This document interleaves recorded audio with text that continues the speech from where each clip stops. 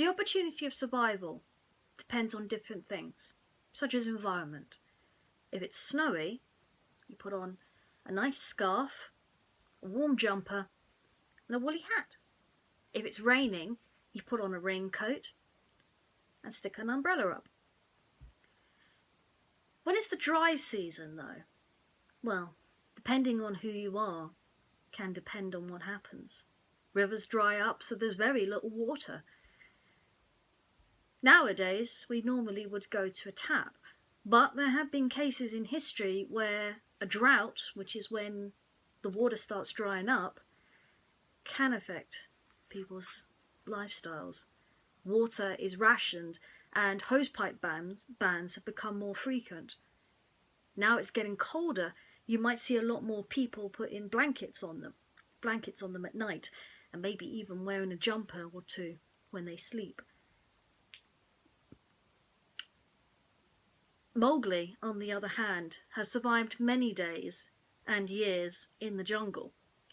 So such a thing such as drought or even the cold can be quite natural to him. Except until recently, he's survived with his wolf pack. Now that he lives in the man village, he has to think of things a little bit differently. That will benefit both him and his village. This story is a Jungle Book story, and it's called Dawn Patrol. One day, Mowgli left the man village to visit his old friend Baloo the bear in the jungle. "Why so sad, Mowgli?" said Baloo. "It's the dry season and the river is getting low," said Mowgli. "My friends in the village are worried about running out of water." "But what about the springs in the jungle?" asked Baloo. "It never gets dry."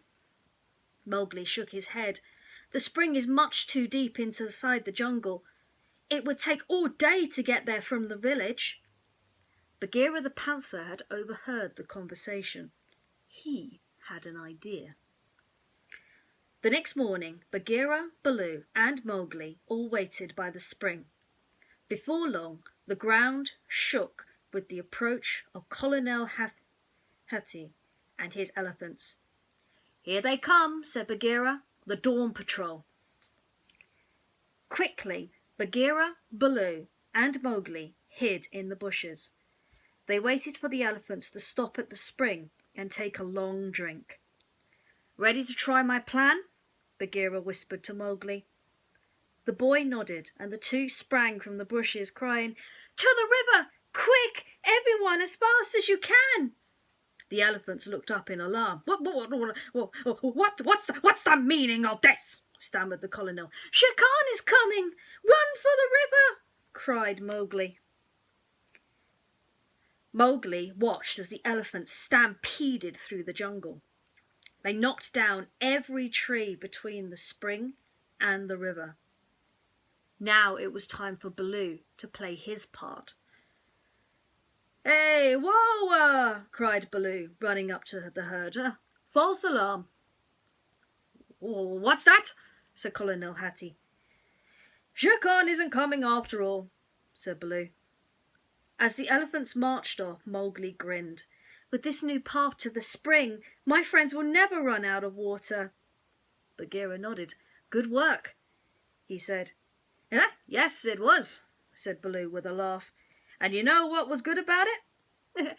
Somebody else did the work for us." Well, the elephants may have done all of the work, but it takes more than physical power. It took Bagheera's idea and Mowgli and Baloo's part to be able to create a safe environment for the village to be able to get water.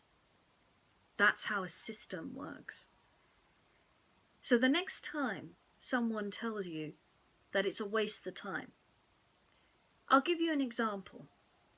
Next time you're in class or at school and you decide to help your teacher tidy up the desks, or even in art class put the paintbrushes away or clean it, When someone tells you it's a complete waste of time, just remember, professional artists, after they've done a brilliant masterpiece, always wash their paintbrushes.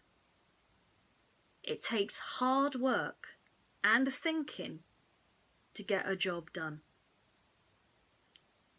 And it takes hard work and thinking to come up with your dream tonight that keeps you company as you sleep.